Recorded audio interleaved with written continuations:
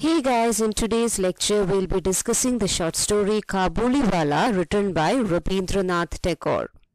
Now Rabindranath Tagore, as you may all well know, was an Indian polymath. What is the meaning of a polymath? A polymath is a person who is well versed in different forms of knowledge. So a polymath is a person of wide knowledge and learning. Tagore was a poet, writer, playwright, composer, philosopher, social reformer, and painter.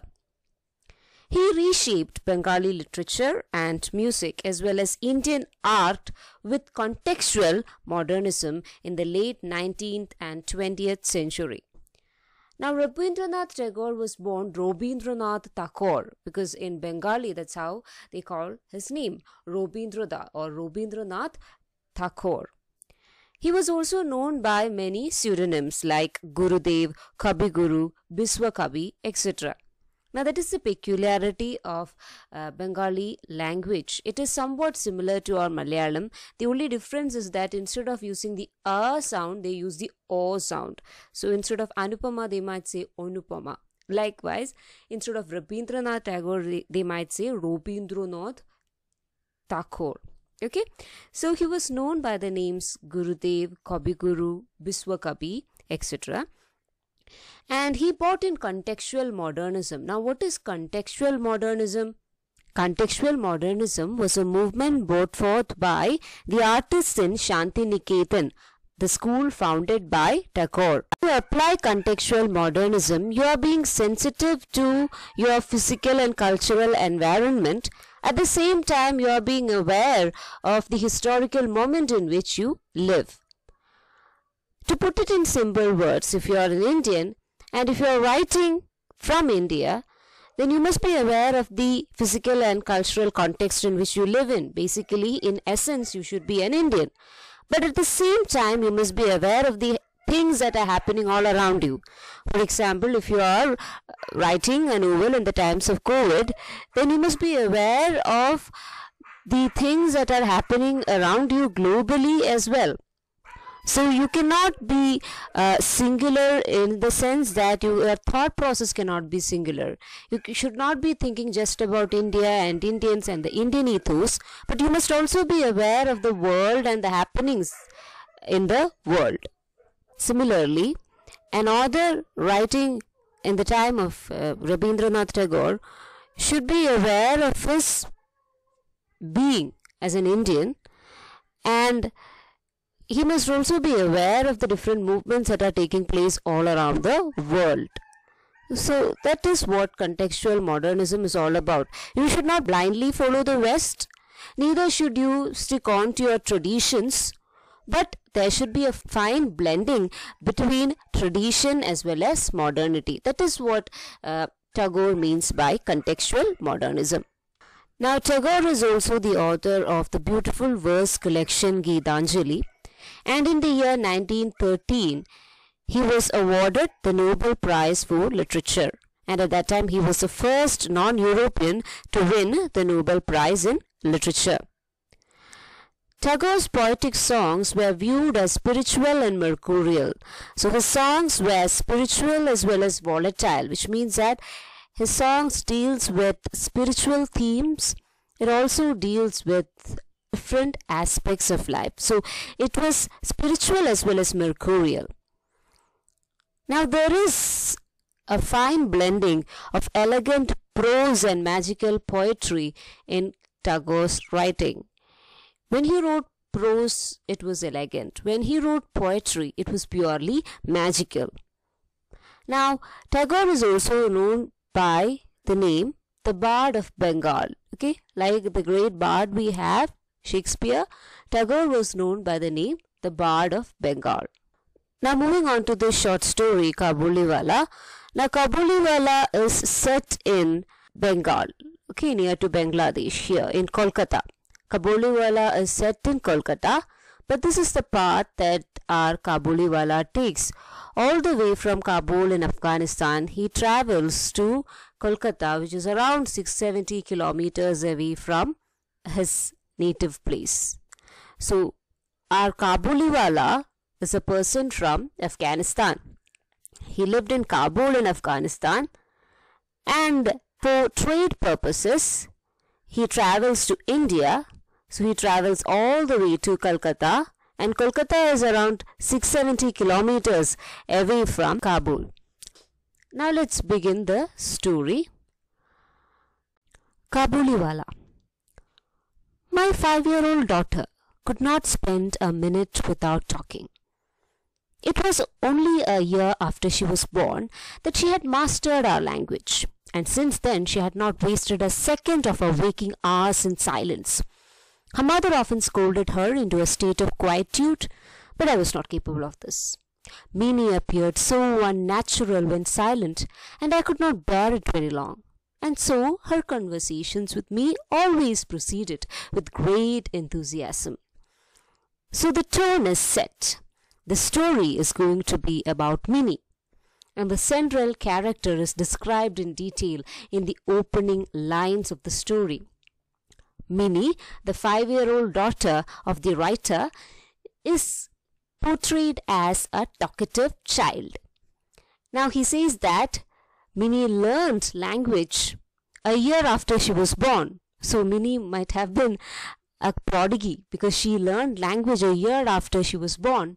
And the writer exaggerates to the point in saying that, and she has not wasted a second of her waking hours in silence, which means that ever since she learned language, she used to blabber around, she used to talk around, and her mother often had to scold her into a state of quietude. Her mother often had to force her to remain silent. But the father, being a more considerate person, was not able to do that. Because for him, whenever Minnie appeared silent, he felt it so unnatural. So Minnie appeared so unnatural when she turned silent, and the author couldn't bear it for long. So her conversations with her father always proceeded with great enthusiasm. So she used to speak with great enthusiasm with her father. That morning I had barely started on the 17th chapter of my novel when Minnie appeared and began at once. Ramdayal, the doorman, calls the crow Kauwa instead of crow. Baba, he just doesn't know anything, does he? So from the second para, again, we get a glimpse of who the father is. Now the father is introduced as being a writer, just like Tagore. And he says that morning I had barely started on the 17th chapter of my novel. Again, he is recounting an incident. So he states that morning I had barely started on the 17th chapter of my novel when Minnie appeared and began at once. Ramdayal, the doorman, calls the crow Kauwa instead of crow, Baba. He just doesn't know anything, does he? So this is the question that the young Minnie poses to her father. And her father is a busy writer. He was writing the 17th chapter of his novel when all of a sudden, out of the blue, Minnie appeared and asked him this curious question. Why is Ramdayal, the doorman, calling the crow Kauwa instead of crow? And then she says that he just doesn't know anything, does he? Again, like a child, she says that Ramdayal doesn't know anything, does he? Before I could embark on a lecture on variations between different languages, she had shifted to another subject. So since he was an author, since he was a writer, the father wanted to give a lecture to Minnie on the variations between different languages. He wanted to teach his daughter about the variations between Bengali and English. And he wanted to teach her that a crow can be called by the name Kauwa as well as crow. But even before that, even before he began his lecture, she shifted to another topic. Again, these are the things that are very much peculiar to being a child. Right, if you are a child, you often jump from one topic to another. You ask one question, then at the next, even before hearing the answer to that question, the child might ask the second question. So she had shifted to another subject. Baba, Bola says it rains because elephants spray water with their trunks into the sky. He talks such rubbish, my God. He keeps talking all the time. So again the child is saying that Baba Bola, again Bola might have been a servant. Baba Bola says it rains because elephants spray water with their trunks into the sky. Again, see how imaginative Bola is also, because Bola says to Minnie that elephants spray water with their trunks into the sky, and that is how it rains. And then again, she says, he talks such rubbish. My God, he keeps talking all the time. Again, this is a child, but still she is commenting on the elders. She's making comments on the elders, and she says that, oh God, he talks all the time. Without waiting for my opinion, Minnie suddenly asked, what relation is Ma to you, Baba? Again, she's jumping from one question to another, and all these questions are not connected with each other. She started with the question why Ramdayal calls crow a kawa, and then she moved to the next question, why is it that Bola says that elephants sprays water from their trunk into the sky and that is how it rains? And without even hearing the answer to such a question, again she asked the next question, what is Ma's relation to you, Baba? And the Baba is also a very quirky character. The Baba is a person who likes to joke, so he says, your Ma is my sister-in-law, but he didn't say it out loud to Minnie because it would have been outrageous. So he just said to Minnie that go play with Bola, I'm busy. Floating down near my feet next to the desk, she began to play a game involving her hands and knees, accompanied by a rhyme uttered at high speed. In 17th chapter of my novel, Pratap was about to leap with Kanchanamala in his arms from a high window of the prison into the river flowing below. So again, the child didn't go away. She flopped around near his feet. She played around near his feet and next to his desk, and she began to play a game involving her hands and her knees. And she sang a rhyme at a higher speed. And at this time, the father, was writing 17th chapter of his novel, and he was writing about Pratap Singh and Kanchanamala, and how Pratap Singh was about to leap with Kanchanamala in his arms from a high window of the prison into the river flowing below. My room looked out onto the street. Minnie abruptly stopped her game to rush to the window and shout, Kabuliwala, Kabuliwala.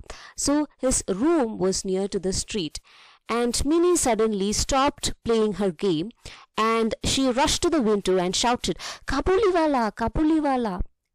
Like, children would shout at an ice cream truck. Similar to that, she shouted, Kabuliwala, Kabuliwala. A tall Kabuliwala, one of those hawkers of dried fruit who came all the way from Afghanistan to make a living in Calcutta, was walking slowly up the road. A turban on his head, a bag slung over his shoulder, and 2 or 3 boxes of grapes in his hands. It was difficult to say what emotion he aroused in my daughter, but she began to call out to him breathlessly. I fear being invaded by the peddler with his bag of goods, which would put paid to any prospect of getting chapter 17 finished anytime soon. So a tall Kabuliwala was approaching them, and he was one of those hawkers from dried fruits, of dried fruits, so he was one of those merchants who sold dried fruits. So dried fruits ഒക്കെ നടന്ന് വിൽക്കുന്ന ഒരാളായിരുന്നു ഈ കാബൂളിവാല എന്ന് പറയുന്നത്. And why is called Kabuliwala? Because he comes from Kabul. കാബൂളിൽ നിന്ന് വന്ന ആളായതുകൊണ്ടാണ് കാബൂളിവാല എന്ന് വിളിക്കുന്നത്.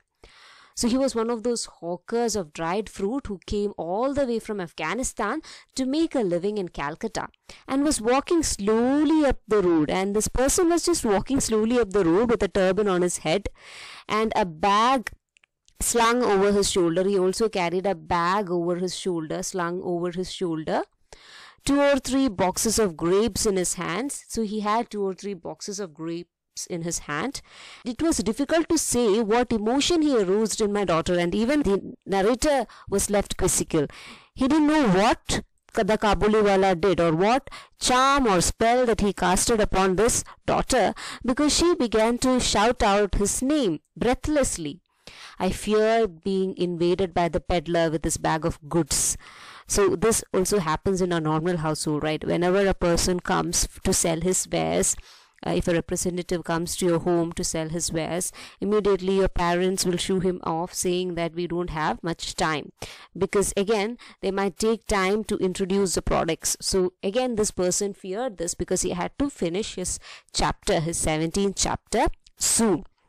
നിങ്ങളുടെ വീട്ടിലാണെങ്കിലും പുറത്തുനിന്ന് ഒരാൾ വന്ന് എന്തെങ്കിലുമൊക്കെ വിൽക്കാനായിട്ട് നിൽക്കുമ്പോൾ പാരൻസ് എങ്ങനെയെങ്കിലും അവരെ പറഞ്ഞു വിടാനായിട്ടേ നോക്കൂ, ബിക്കോസ് അവർക്ക് സമയം കളയാനില്ല എന്ന് പറഞ്ഞിട്ട്. Similar to that here again the narrator wanted to shoo him away. The narrator didn't want Kabuliwala to be near them. But as soon as the Kabuliwala turned, smiling at Minnie's shouts, and started to walk towards our house, she ran off at top speed, leaving no trace of her existence. But when Kabuliwala heard Minnie and he turned and he smiled and he went towards Minnie's house, she ran at top speed and she left no trace of her existence. So the child was scared of Kabuliwala, still she called out his name. She seemed to believe that any examination of the Kabuliwala's bag would reveal 3 or 4 children just like her inside. So Minnie thought that, since Minnie was an imaginative child, Minnie thought that if we examined Kabuliwala's bag, we could find 2 or 3 children inside his bag. Now in the olden days, in the 90s when I was a child, there were many peddlers who used to come to homes, and ഇവരെയൊക്കെ നമ്മൾ ഒട്ടോത്തികൾ എന്നൊക്കെ വിളിക്കാറുണ്ടായിരുന്ന നാടോടികളുണ്ടായിരുന്നു. They use to come to our homes. And ഈ നാടോടികൾ നമ്മുടെ വീട്ടിലോട്ടൊക്കെ എത്തുമ്പോഴത്തേക്കും കുട്ടികളോട് നമ്മൾ പാരൻസ് പറയാറുണ്ടായിരുന്ന എന്താണ്, പുറത്ത് നിന്ന് കളിക്കരുത്, കാരണം അവർ ആ ഭാണ്ഡക്കെട്ടിൽ നിന്നെ ഇട്ടിട്ട് എടുത്തുകൊണ്ട് പോകുമെന്ന് പറയാറുണ്ടായിരുന്നു. അപ്പോൾ ഇതേപോലെയാണ് കാബൂളിവാലയുടെ ബാഗിൻ്റെ അകത്ത് നിറയെ കുട്ടികളുണ്ടെന്ന് മിനിയും വിചാരിച്ച് വെച്ചുകൊണ്ടിരുന്നത്. So she seemed to believe that any examination of Kabuliwala's bag would reveal 3 or 4 children just like her inside. She believed that if you examined Kabuliwala's bag, then you would find 3 or 4 children just like her inside. So this is an exoticization, right? If you don't know another person, then immediately we often ascribe a mystery to him. Okay, if you don't know another person, then immediately we try to ascribe mystery. We would consider him to be mysterious. And again, the Kabuliwala's bag for Minnie appears to be something which is quite mysterious. That is why she says that if you examine his bag, you could find 3 or 4 children inside. Meanwhile, the man appeared at the door, offering me a smiling salute. So at that time, Kabuliwala appeared near to the door of the narrator's house, and he offered the narrator a smile and a salute. Although Pratap Singh and Kanchanamala were in dire straits, I reflected that it would not be appropriate to invite him into the house and then to buy nothing. So again, the narrator here was writing about Pratap Singh and Kanchanamala, remember his 17th chapter. So though he was writing, and though they were in a difficult situation, dire straits means difficult situation. Remember in the story, both Pratap Singh and Kanchanamala were about to elope. So they were in a difficult situation. I reflected that it would not be appropriate to invite him into the house and then buy nothing. But then the author thought that if Kabuliwala comes in, you cannot invite him into the house and then buy nothing, because Minnie has just invited Kabuliwala into their house by calling out his name. So Kabuliwala Minnie വീട്ടിലോട്ട് ക്ഷണിച്ചേക്കാണ് by calling out his name.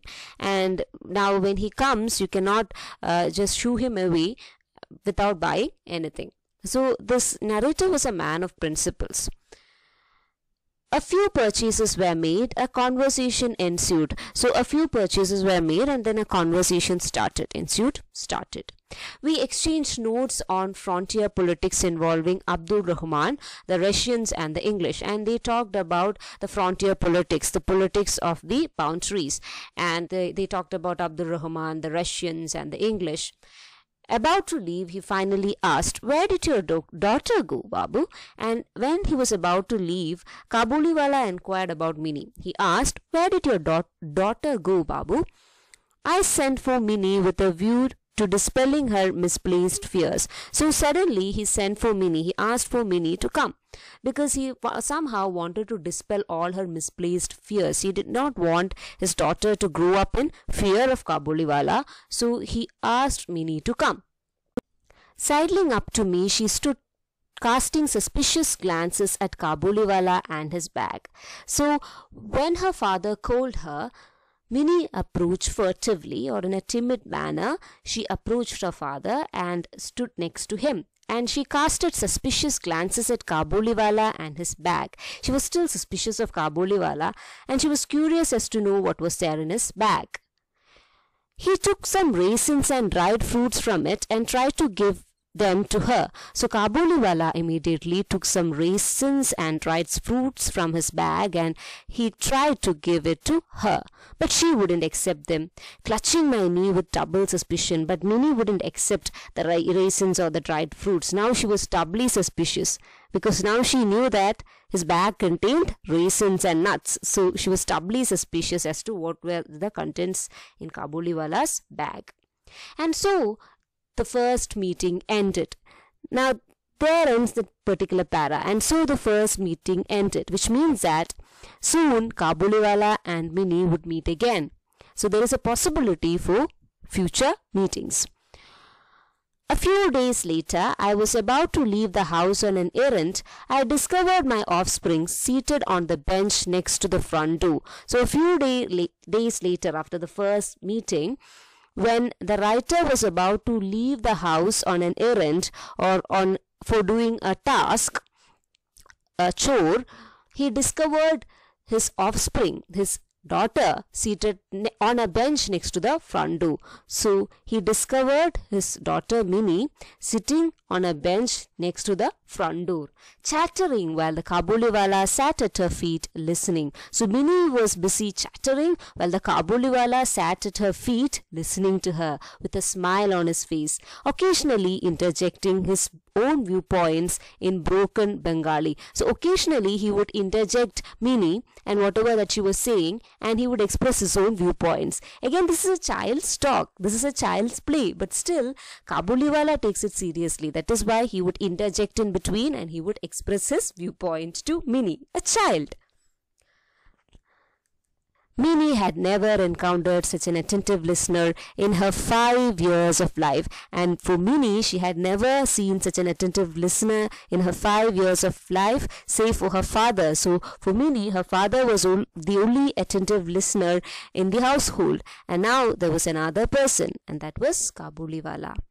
The fold of a tiny sari full of nuts and raisins, and her father also found that the fold of a tiny sari was filled with nuts and raisins. Now in those times, children wore saris in Bengal.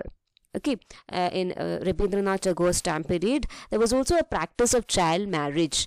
You know, families would come together and they would say that a particular boy belongs to a particular family and he would be married off to another girl belonging to another family. ഈ നമ്മുടെ പഴയ വടക്കൻ വീരഗാഥയിലൊക്കെ കണ്ടിട്ടുള്ള പോലെ കുഞ്ഞായിരിക്കുമ്പോൾ തന്നെ the marriage will be fixed. And after that what happens is when the girl reaches puberty or when the girl becomes mature, then she would be married off. So girls used to wear saris. So again, the child's tiny sari was filled with nuts and raisins, and at that time child marriages were also prevalent. Why have you given her all this? I asked the Kabuliwala. Don't do it again. So the father was discontent. He was not happy. He was angry. He asked Kabuliwala, why have you given her all this? Don't do it again. I took half a rupee coin out of my pocket and handed it to him. He accepted it without protest and put it in his bag. So the father didn't like Kabuliwala giving raisins and nuts to Minnie free of cost. So immediately the father gave him the money and Kabuliwala accepted it without any protest. I returned home to find the half rupee coin in the heart of considerable trouble. But when the narrator returned home, he found out that the money that he had given Kabuliwala had created chaos in his own house. Holding the circular silvery object in her hand, Minnie's mother was censoriously asking her child, "Where did you get this half-rupee coin?" So again, Minnie's mother was holding this coin in her hand, the half-rupee coin in her hand, and she was questioning Minnie in a very censured manner, in a very critical manner. "Where did you get this half-rupee coin?" So the mother asked, "Where did you get this half-rupee coin?" "The Kabuliwala gave it to me," Minnie told her. "Why did you take it from him?" Minnie's mother asked her. "I didn't want to. He gave it on his own," Minnie said, on the verge of tears. So Minnie said that I didn't want to take it, but he gave it on his own.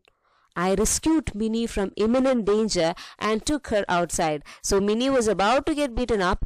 Suddenly, the father rescued Minnie from getting beaten up and took her outside. I learned that this recent visit was not in fact Minnie's second meeting with Kabuliwala. He had been coming almost every day since his first appearance, bribing her with almonds and raisins to conquer her tiny greedy heart. Again, he found out that this was not the second time that Kabuliwala came to meet Minnie, and that Kabuliwala had been coming almost every day since his first appearance, and Kabuliwala was also bribing the poor child with almonds and raisins. Now, why was he bribing her? Just to conquer her tiny little heart. Over time, I observed that the two friends had certain established exchanges and jokes, and over the time, the narrator understood that the two friends had certain established exchanges and jokes. That is, they used to share jokes between them, and they had this common jokes that they shared between them. For instance, about sporting Rahmat, my daughter would ask laughing, "What is in the bag of yours, Kabuliwala?" So now we get to know the name of Kabuliwala. Now his name is Rahmat. So when Minnie asked, "What is in that bag of yours, Kabuliwala?"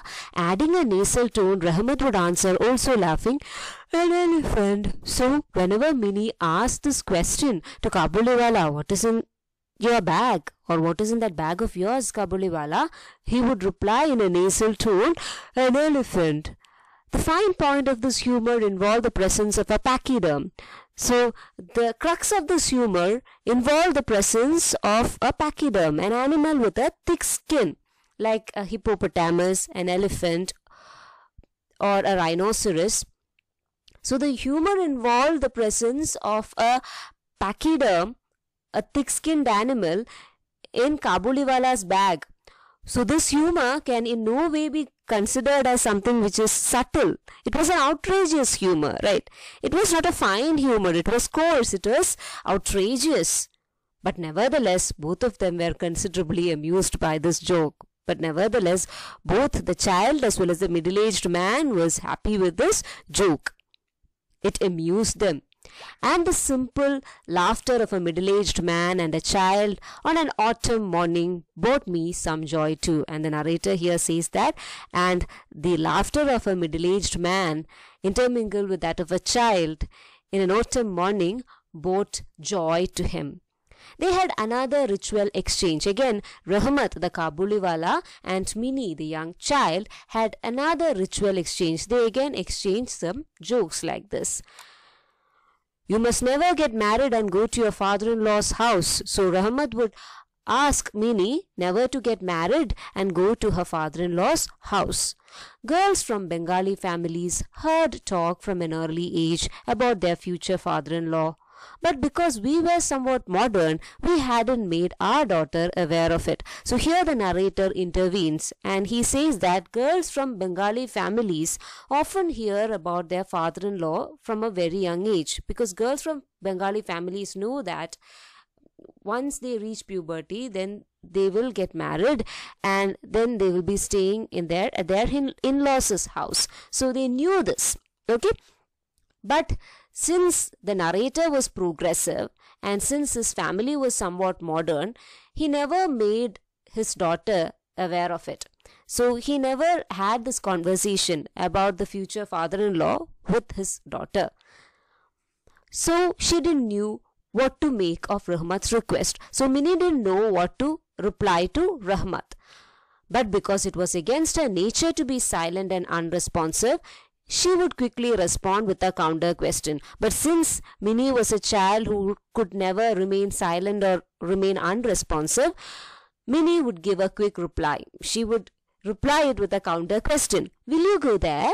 So Mini would ask Rahmat, the Kabuliwala, will you go there? Will you go to your father-in-law's house? Rahmat would brandish his enormous thick fist against an imaginary father-in-law, saying, I will kill the father-in-law first. So on hearing this question, Rahmat would swing his fist against an imaginary father-in-law. He would swing his fist against an imaginary father-in-law and say that I will kill the father-in-law first. So Rahmat would reply that I would first kill my father-in-law and then go to my father-in-law's house. Now why is that so?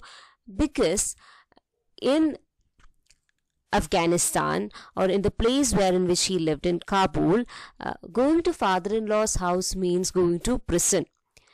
കാബൂളിലൊക്കെ ഫാദർ-ഇൻ-ലോയുടെ വീട്ടിൽ പോവുകയെന്ന് വെച്ച് കഴിഞ്ഞാൽ അല്ലെങ്കിൽ അമ്മായിച്ചൻ്റെ വീട്ടിൽ പോവുകയെന്ന് വെച്ച് കഴിഞ്ഞ് കഴിഞ്ഞാൽ പ്രിസണിൽ പോകുക എന്ന അർത്ഥമുണ്ട്, especially among the commoners.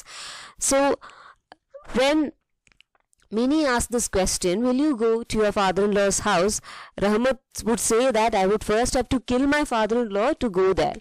I would first kill my own father-in-law, then I will be going there. അതായത് അവിടെ പോകണമെങ്കിൽ ഫാദർ-ഇൻ-ലോയുടെ ഹൗസ് എന്ന് പറയുന്ന prison ആണ്. സോ പ്രിസണിൽ പോകണമെങ്കിൽ I may have to kill the father-in-law first. So he would just swing his fist and say that I will kill the father-in-law first and then I'll visit his house. Conjuring the terrible fate awaiting this unknown creature, Mini would laugh her head off. Again, these lines are important. Conjuring the terrible fate awaiting this unknown creature. Now, this comes across as a foreshadowing. Something is going to happen to our Kabuliwala. Something is going to happen to our Rahmat.